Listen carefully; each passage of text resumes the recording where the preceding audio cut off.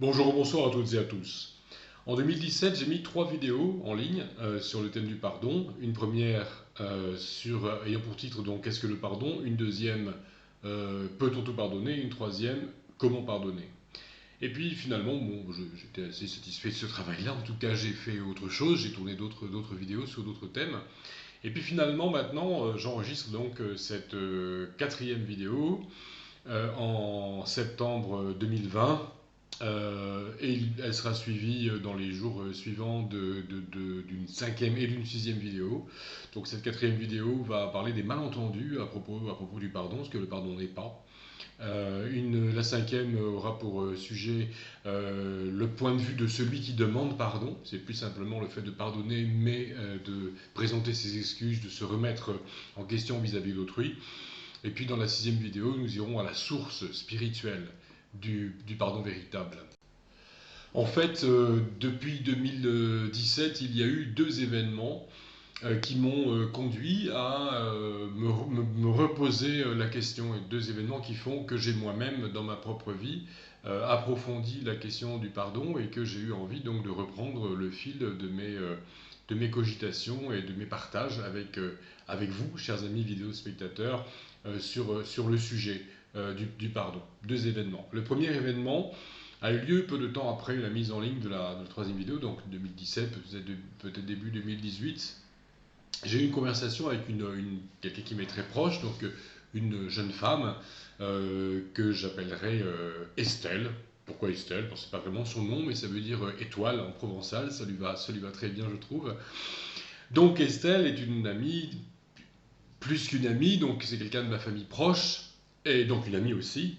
Le lapsus est révélateur, et je ne suis pas du tout persuadé que Estelle soit tellement habituée à regarder, j'en sais rien, vous me direz, mais a priori, je n'ai jamais eu de partage avec Estelle au sujet de vidéos à caractère spirituel, et elle m'a dit un jour qu'elle avait regardé mes 3 vidéos sur le pardon, ou pas toute ou partie des vidéos en tout cas. Et là, je me suis dit, ça c'est quand même pas mal, et je brûlais à l'idée de savoir ce qu'elle en avait pensé. Je lui ai posé la question, je lui ai dit, mais t'en as pensé quoi de ces vidéos sur le pardon? Parce que bon, je m'attendais effectivement à de longs partages où elle me ferait profiter de son regard et de son écoute sagace, et donc me ferait part aussi de suggestions, de critiques constructives. Et donc, au lieu de ça, j'ai eu pour toute réponse à ma question, mais qu'est-ce que tu en as pensé? Une réponse un peu dépitée d'Estelle qui me dit tu le dis toi-même dans tes vidéos, c'est quand même plus facile de pardonner quand les gens se remettent en question, mais quand les gens demandent rien, ne demandent pas pardon, se remettent pas en question, tu fais quoi? Et là, elle est repartie, nous sommes repartis à d'autres occupations et ça a été terminé pour ce qui est du partage et des remarques sagaces sur mon long travail. Finalement, ça m'a quand même interpellé, ça m'a quand même fait du bien, donc merci Estelle, parce que je me suis dit effectivement, c'est un point à éclaircir, c'est un point à approfondir. Quand on ne demande pas pardon en face, qu'est-ce qu'on fait pour pardonner? Et c'est quand même plus compliqué, c'est sûr. Quand la personne revient, écoute, je suis désolé, ou même quelqu'un qui nous a vraiment fait du mal, qui se remet en question, se repent réellement, se remet totalement en question et nous dit voilà, enfin, j'ai changé complètement d'optique et je me rends compte du mal que j'ai fait et j'aimerais repartir à zéro. C'est quand même plus facile que quand on a affaire à quelqu'un qu'on continue de fréquenter, qui est quelqu'un de proche, qu'on continue à aimer, même d'une façon ou d'une autre et en dépit de tout, et puis qui continue de nous pourrir la vie, qui soit ne se remet pas en question sur le passé, soit même dans le présent continue de nous pourrir la vie. C'est quand même infiniment plus compliqué. Donc, j'en ai conçu l'idée, la conviction que il ne faut pas non plus se méprendre sur ce que c'est que la nature du pardon. C'est-à-dire qu'il faut parfois éviter de culpabiliser parce que on a le sentiment de ne pas accorder un pardon intégral, alors qu'il y a en fait une partie du boulot qui n'a pas été fait par l'autre. Donc pardonner quand la personne ne se remet pas en question, c'est difficile, mais encore faut-il s'entendre sur ce que signifie pardonner. Voilà.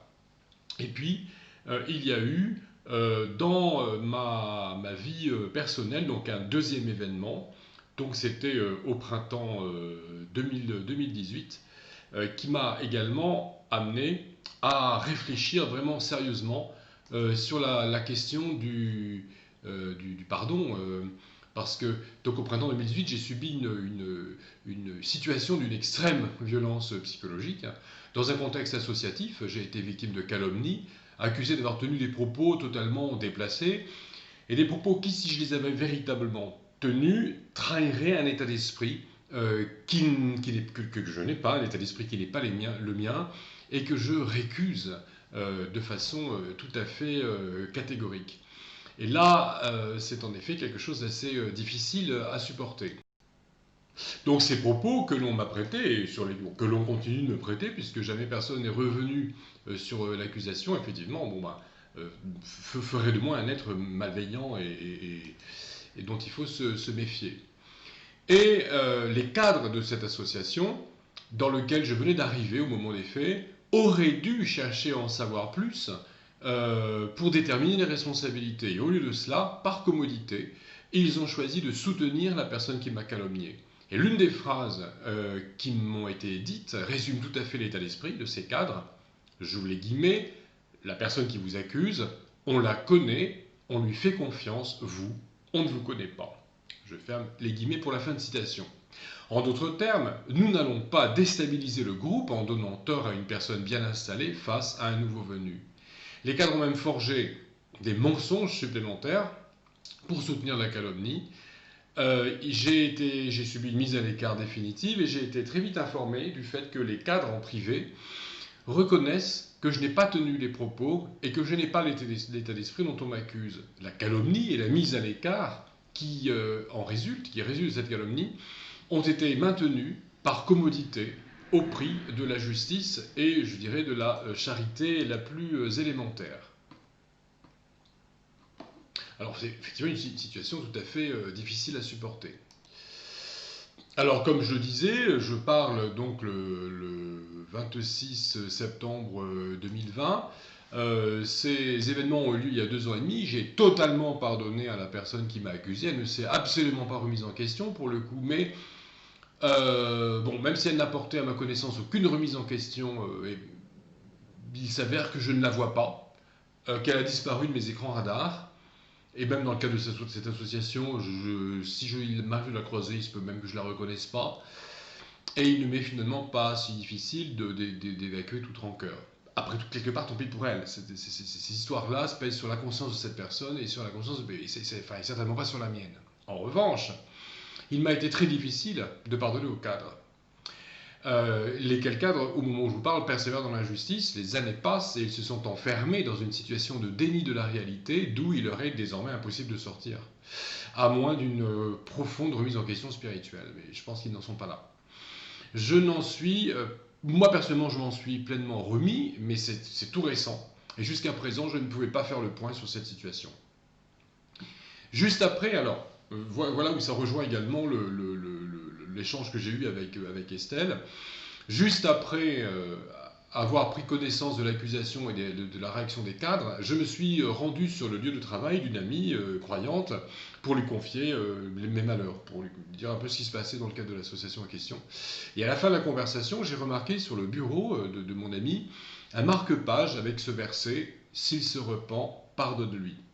Alors, il s'agit de paroles de Jésus qui sont à remettre dans leur contexte. Alors, dans cette vidéo, comme dans les autres, je ne cite pas systématiquement la référence des versets bibliques, mais vous la trouverez dans le PDF, lequel PDF se trouve au bout d'un lien de téléchargement dans la description de la vidéo. Donc, ces paroles de Jésus, s'il se repent, pardonne-lui, sont à remettre dans le contexte plus général d'une phrase que Jésus prononce. Donc Jésus dit, si ton frère a péché, reprends-le, et s'il se repent, pardonne-lui. Et s'il pêche contre toi 7 fois dans un jour, et que 7 fois il revienne à toi en disant je me repens, tu lui pardonneras. Alors ici, Jésus semble restreindre le pardon aux personnes qui se repentent, ce qui rejoint ma conversation avec Estelle. Pourtant, Jésus nous demande par ailleurs de pardonner quoi qu'il advienne, notamment dans un dialogue avec l'apôtre Pierre, où il est clairement question de pardonner de façon inlassable à un offenseur qui persévère dans son comportement. Donc le passage est bien connu, je le lis.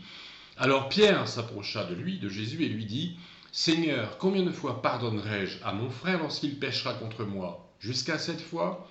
Jésus lui dit « Je ne te dis pas jusqu'à 7 fois, mais jusqu'à 70 fois 7 fois. Alors bien évidemment, il n'est pas question de pardonner, de faire la multiplication et de pardonner, si je compte bien, à 490 fois, mais évidemment, il s'agit là d'un pardon qui ne compte pas, qui ne fait pas, dans le sens d'un pardon qui ne fait pas de comptabilité. Donc pardonner de façon inlassable. Donc ça semble un peu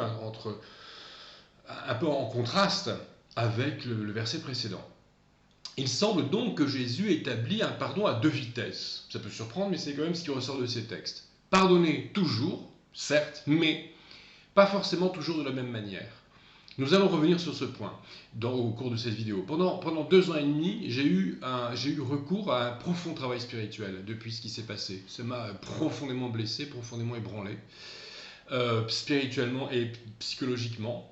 J'ai eu également besoin de soutien et d'accompagnement. Et ce soutien, cet accompagnement, je les ai trouvés auprès d'un ami très cher, un frère dans la foi. Et heureusement, franchement, qu'il a été là. Nous avons notamment réfléchi ensemble à la nature du pardon et les propos que je m'apprête à tenir ici dans cette vidéo sont en grande partie le résultat des discussions que j'ai eues avec ce cher frère. Je vous propose de passer en revue les malentendus possibles sur le pardon. Ce que le pardon n'est pas, ce qu'il n'implique pas forcément, quitte à répéter, et pour le développer, un certain nombre de choses qui ont déjà été dites à propos du pardon dans les 3 vidéos de 2017. Ça risque d'être un peu redondant, mais je vais développer un certain nombre de choses. Donc le premier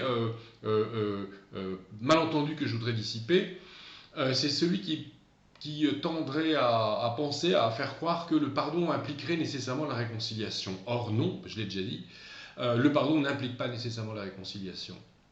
Et il me semble que c'est la leçon à tirer de la comparaison entre les 2 paroles de Jésus que nous venons de citer. Pardonner à l'infini, ne jamais entretenir la rancœur ni le désir de vengeance, et si l'offenseur se repent, c'est-à-dire s'il change d'état d'esprit et que ce changement le conduit à changer d'attitude, il est possible de se réconcilier, de rétablir une relation affective complète ou des relations sociales saines. En revanche, si la personne persévère dans son hostilité et si elle continue de nous nuire, la réconciliation n'est pas forcément possible ni même souhaitable. Donc ça, c'est quelque chose qu'il faut essayer. Moi, en tout cas, j'ai essayé de le comprendre, et notamment dans mes discussions avec ce frère dont je parlais. Alors, ce pardon à 2 vitesses me fait penser aux 2 formes d'accord de paix qui existaient chez les Romains. Lorsque, entre 2 belligérants, la réconciliation était possible, on faisait comme si le différend n'avait pas eu lieu et on rétablissait ce qu'on appelait en latin le statu quo ante bellum. Autrement dit, la situation d'avant-guerre. Une autre forme de paix était prévue lorsque la réconciliation totale était impossible, le statu quo post-bellum, la situation d'après-guerre, qui mettait un terme aux hostilités, mais qui tenait compte de la détérioration des relations. C'est en substance ce que nous dit la Bible par la plume de l'apôtre Paul. S'il est possible, écrit l'apôtre Paul, s'il est possible, autant que cela dépend de vous, soyez en paix avec tous. Il y a des situations où c'est l'attitude de l'autre qui rend la réconciliation impossible. En revanche, le pardon, c'est-à-dire la fin de la rancœur et la fin du désir de vengeance, dépend de nous. Un ami qui s'avère indigne de notre amitié ou qui refuse de faire table rase d'un différend peut devenir un voisin ou un collègue avec qui nous nous contenterons d'entretenir des relations courtoises. Si j'ai perdu toute confiance à l'égard de la personne avec qui j'ai eu un différend, cela ne signifie pas que je n'ai pas pardonné. Ça, je pense que c'est une chose sur laquelle il faut insister. Si effectivement quelqu'un a perdu ma confiance et que j'ai des bonnes raisons de savoir qu'elle risque encore de continuer, qu'elle risque de continuer à me pourrir la vie, et je sais qu'elle n'est pas digne de confiance, mais je peux quand même lui pardonner en renonçant à la rancœur. Donc je ne vais pas culpabiliser en disant « Ah là là, j'arrive pas à pardonner », simplement parce que l'autre n'a pas retrouvé ma confiance. Alors il y a un autre malentendu, c'est celui qui tendrait à penser qu'on n'aurait pas le droit d'aller jusqu'à la rupture. C'est-à-dire, je viens de parler effectivement du bon ami qui devient un collègue avec qui j'entretiens des relations courtoises. On peut aller plus loin également. On aurait tort de croire que le pardon interdit la rupture. Or non, le pardon n'interdit pas la rupture. Voilà encore un malentendu à dissiper. L'impossibilité de se réconcilier, effectivement, peut mener à la rupture pure et simple entre deux personnes. Il est parfois légitime de rompre avec certaines personnes, de décider de ne plus les fréquenter. C'est encore Paul qui nous dit « Ne vous y trompez pas, les mauvaises compagnies corrompent les bonnes mœurs ». En d'autres termes, les mauvaises fréquentations font perdre les bonnes habitudes, pourrait-on dire dans un français très contemporain.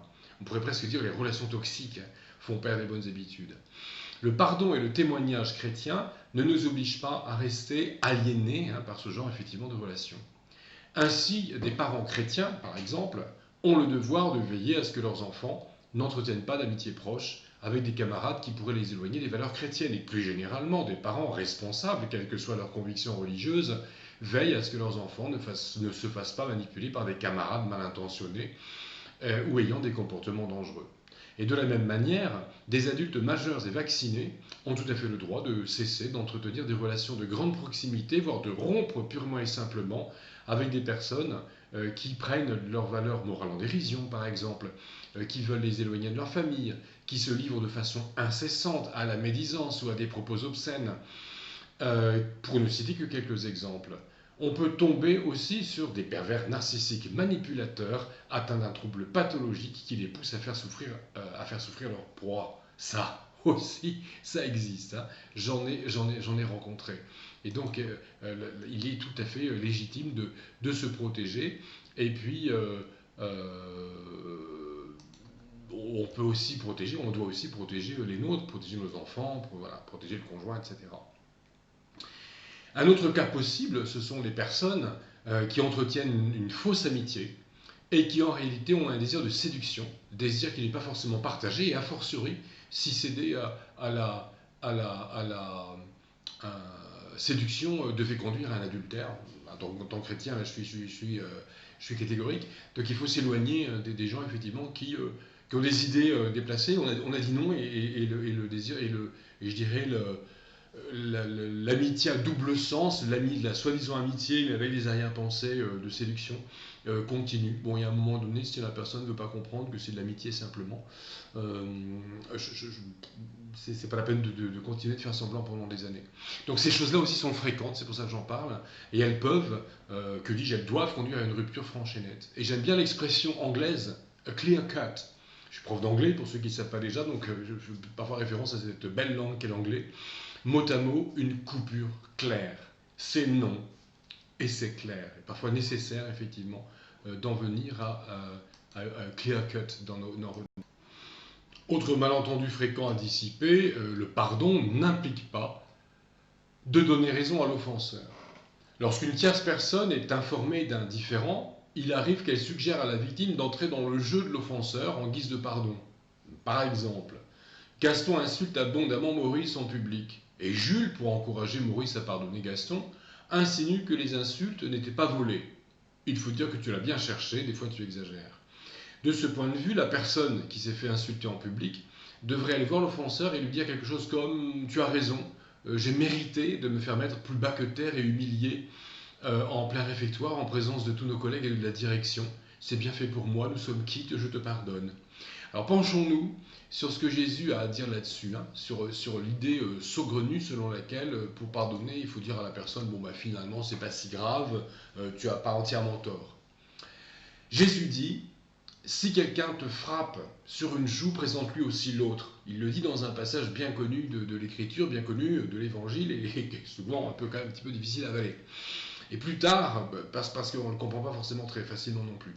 Et plus tard, Jésus lui-même, dans l'Évangile, est giflé par un garde alors qu'il comparait devant les autorités religieuses, juste après son arrestation.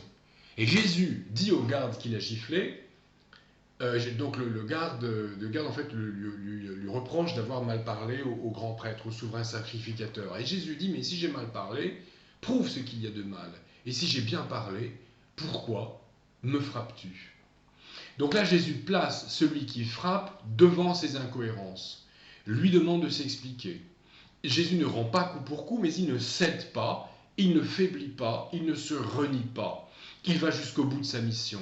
Non seulement, alors pour ce qui est le temps de l'autre joue, non seulement ces deux joues sont offertes à ses bourreaux, mais c'est tout son corps qui va être flagellé, ça va se terminer sur la croix.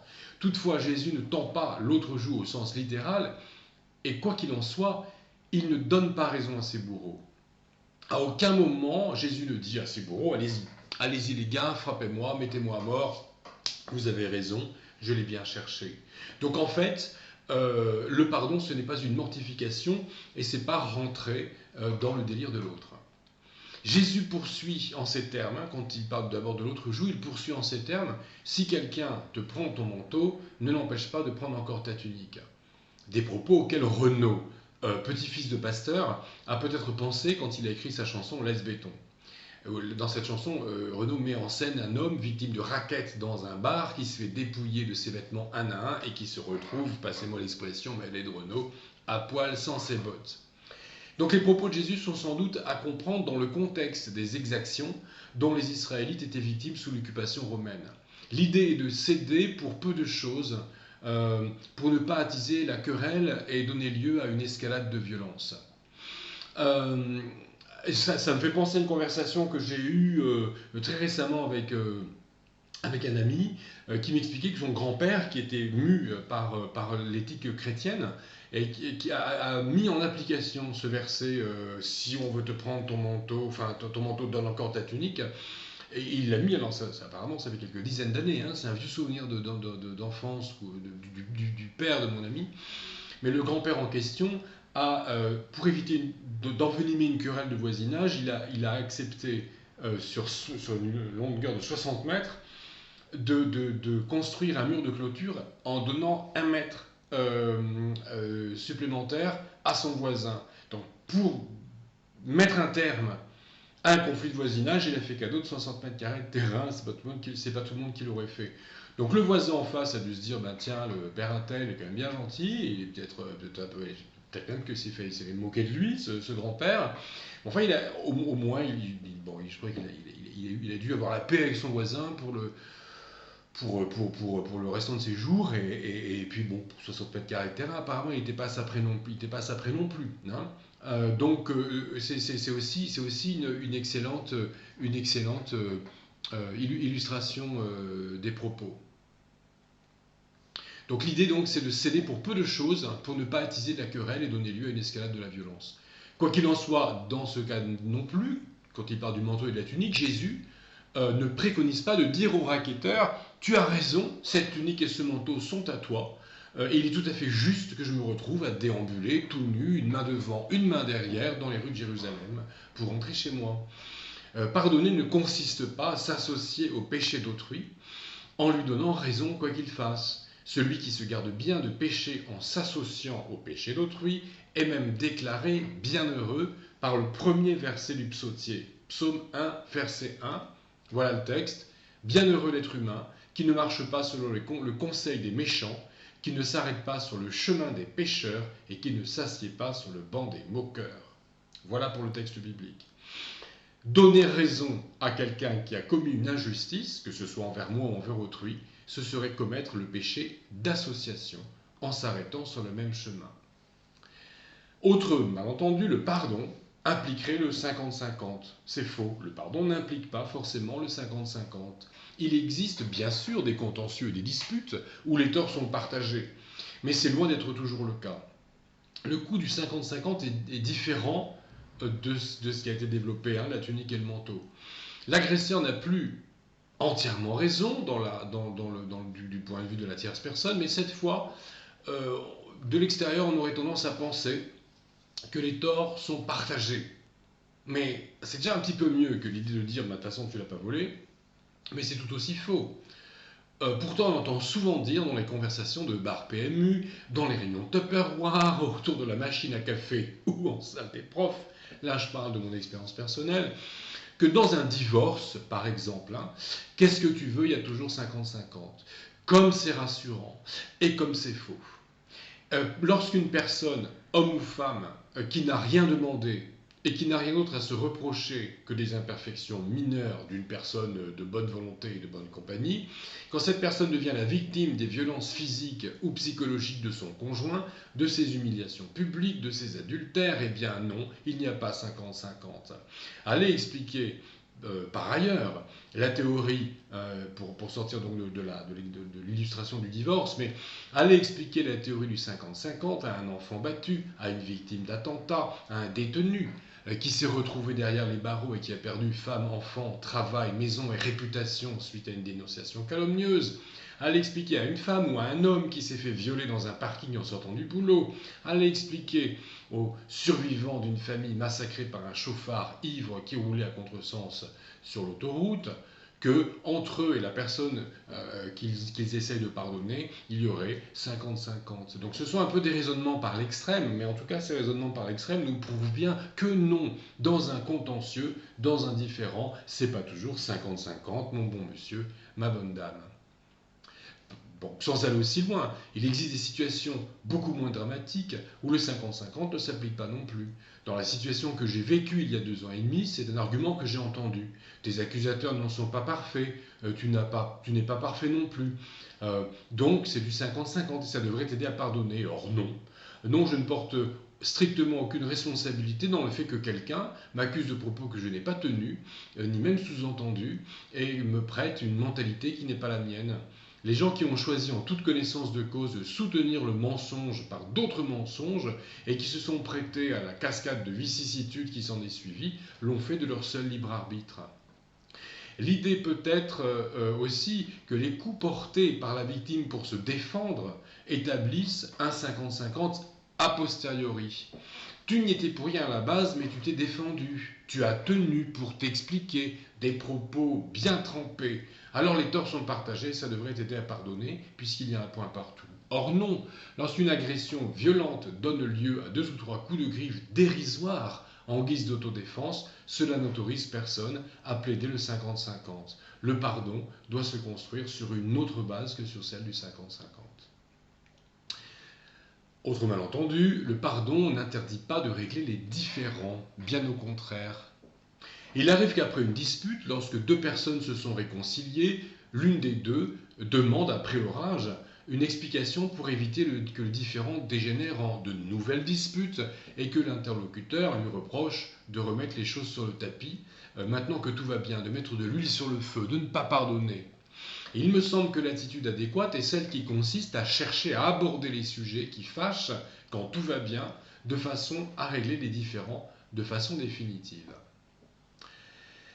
Il y a quelques temps de cela, donc j'illustre aussi par un exemple vécu personnellement, donc il y a quelques temps, j'ai remarqué chez un ami qui m'est vraiment très très cher, une attitude récurrente qui m'agaçait. Alors je n'ai conçu à l'égard de cet ami absolument aucune rancœur, enfin j'avais envie de régler le problème pour éviter d'être agacé à chaque rencontre. Alors cependant, je sais que cet ami est très sensible, relativement peu sûr de lui, et je n'ai pas jugé opportun de lui en parler. J'ai donc demandé conseil à une tierce personne, qui ne sont pas forcément toujours de bons conseils, hein, décidément, les tierces personnes. Elles ont bon dos dans cette vidéo, les tierces personnes. Mais voilà. Donc je dis à cette tierce personne, tu sais quoi, Kevin m'agace lorsqu'il a telle attitude et je n'ose pas le lui dire. Qu'est-ce que t'en penses? Avec l'accent de chez moi ici. Alors la réaction de la tierce personne en question a été de me dire immédiatement, tu ressasses, tu ferais mieux de pardonner. Or non, je ne ressassais rien du tout. J'avais juste le désir de régler un problème. Et non, il n'est pas question de pardonner à Kevin, à l'endroit de qui je ne nourris aucune rancœur et que je tiens toujours pour le meilleur des hommes, plus gentil que Kevin. C'est quand même difficile à trouver. Alors, malheureusement, en m'adressant à cette tierce personne, j'ai fait une erreur. Je pense qu'il n'était pas à même de répondre à mon dilemme, mais tant pis. L'attitude de Kevin va sans doute perdurer. À moi de supporter avec amour une attitude que je juge agaçante. Mais c'est bien dommage. J'aurais aimé d'être conseillé pour régler ce problème. Et non le fait de chercher à régler un problème après que ce problème a lieu et puis après qu'il a eu lieu, j'essaie d'en parler, que ce soit directement à Kevin ou à une tierce personne. C'est absolument pas un refus de pardonner. Ça n'a juste rien à voir. Parfois, la situation est plus grave que dans mes aventures avec Kevin, car la rancœur peut s'installer, ce qui n'est pas le cas encore une fois avec Kevin. Dans un couple, après une dispute par exemple, que vaut-il mieux? S'expliquer et régler le problème quand tout va bien, le lendemain par exemple, ou se disputer 3 fois par semaine par semaine sur le même sujet pendant 60 ans. Il y a 52 semaines dans une année. Ça fait 150 disputes par an pendant 60 ans. Ça fait 3000 comme ça à la louche. Hein. 3000 disputes. Donc j'exagère peut-être un peu, mais parfois dans certaines familles, dans certains couples, c'est pas le cas. Il y a bien dans une vie de couple 3000 disputes et souvent pour un problème non réglé, qui pourrait être en un quart d'heure. Idem dans un binôme familial, autre que le couple, dans un binôme amical ou professionnel, s'adresser à une personne dont le comportement nous contrarie pour éviter qu'une situation pourrisse, ce n'est pas un refus de pardonner, c'est se comporter en adulte responsable et en ami véritable. C'est sans doute ce que signifie ce proverbe biblique dans l'Ancien Testament. Les blessures d'un ami prouvent sa fidélité. Un ami véritable aura le cran et la sincérité nécessaires pour me reprendre là où, de son point de vue, je suis sur une mauvaise voie. Et pour enclencher une discussion sur le sujet, quitte à ce que chacun revoie sa position. La blessure dont parle le proverbe, la réprimande qui peut être vexante dans un premier temps, a pour objectif de remédier à un malaise. Entre amis, c'est être sincère et soucieux de bâtir des relations solides. Donc être ami, pardon, c'est être sincère et soucieux de bâtir des relations solides. Être ami, ce n'est pas être une bande d'hypocrites baignant dans le glucose. Si un malaise s'installe avec le temps, il est bon, pour éviter que la situation devienne invivable, de mettre carte sur table et de dire ce qui me chagrine, de donner à l'autre la possibilité de s'expliquer. Peut-être que l'autre agit d'une façon qui me semble inappropriée parce qu'il perçoit chez moi quelque chose qui le tracasse et que contre toute attente, c'est à moi finalement de réviser ma copie. Ma grand-mère disait souvent un proverbe sicilien que je vais vous citer en français pour simplifier. Il vaut mieux rougir une fois que pâlir 10 fois. Je l'aurais déjà cité dans une autre vidéo que ça ne m'étonnerait pas. Hein. Il vaut mieux rougir une fois de honte et surmonter sa gêne en disant à l'autre ce qui cloche, plutôt que pâlir, frôler le malaise vagal 10 fois, donc à chaque fois que je rencontrerai la personne à l'avenir et qu'elle répétera une attitude que je trouve agaçante. Quoi qu'il en soit, celui qui entame la discussion et celui qui est amené à répondre à la sollicitation sont appelés à s'accueillir dans la charité et à résoudre les différends pour leur bien commun, me semble-t-il. Beaumarchais a écrit « Sans liberté de blâmer, il n'est point d'éloge flatteur ». Si l'on n'a pas la possibilité, la liberté ni l'audace de dire ce qui nous gêne, alors les compliments, les signes de reconnaissance positive, les marques d'affection deviennent une obligation et n'ont plus aucune valeur. Là, je ne suis pas d'accord avec toi et donc je te le dis. Au moins, toutes les fois où je te fais des compliments, où je dis que tu as raison et où toutes les fois où je t'approuve, eh bien, ça prouve au moins que tu es au courant, tu es sûr au moins que je suis sincère. Puisque, donc, l'éloge est flatteur, puisque quand j'ai la liberté de te blâmer, je le fais. Donc là, si je voulais te blâmer, je le ferais. Si je fais ton éloge, c'est que je suis sincère quand je la fais. Je pense que c'est ce qu'a voulu dire Beaumarchais, dans le mariage de Figaro en l'occurrence. Alors, autre malentendu à dissiper, le pardon n'implique pas nécessairement la soumission. Donc pardonner l'autre, ça ne veut pas dire qu'on se soumet à cette personne. Il est des instances auxquelles il est légitime de faire allégeance dans un contexte approprié. Les enfants mineurs doivent l'obéissance à leurs parents et les travailleurs doivent suivre les directives de leur N+1, comme on dit maintenant, dans le strict contexte des attributions professionnelles de chacun. Quand l'autorité est exercée par des personnes compétentes, bienveillantes, dont la position hiérarchique est légalement justifiée, les choses peuvent bien aller. En revanche, l'autorité peut se muer en pouvoir usurpé par des imposteurs qui l'exercent de façon abusive. Dans le cadre religieux, il est intéressant de se pencher sur la façon dont le Nouveau Testament aborde les rapports entre les ministres du culte, appelés les anciens, et les autres fidèles. Jésus dit Gardez-vous des faux prophètes. Ils viennent à vous comme des brebis, mais au-dedans, ce sont des loups ravisseurs. Laissez-les. L'auteur de l'Épître aux Hébreux, quant à lui, nous dit « Obéissez à vos conducteurs et soyez leur soumis, car ils veillent au bien de vos âmes. » Quand on parle de soumission, tout de suite, on a les radars qui s'allument dans notre société actuelle. Mais le second verset, donc celui de l'Épître aux Hébreux, ne dit pas « Soyez soumis à vos anciens », c'est assez intéressant, à toute personne exerçant un ministère reconnu par l'Église. Il s'agit de suivre les vrais conducteurs, c'est-à-dire les ministres fidèles au devoir de leur charge, au bénéfice des âmes et du bien commun, qui conduisent les fidèles dans la bonne direction. Selon ce que Jésus a dit dans le verset précédent, il existe des ministres reconnus qui ne sont en réalité que des imposteurs. Ainsi, le fait d'exercer une fonction officielle n'est pas une garantie de légitimité quant à exiger la soumission. C'est vrai dans l'Église comme dans les institutions profanes.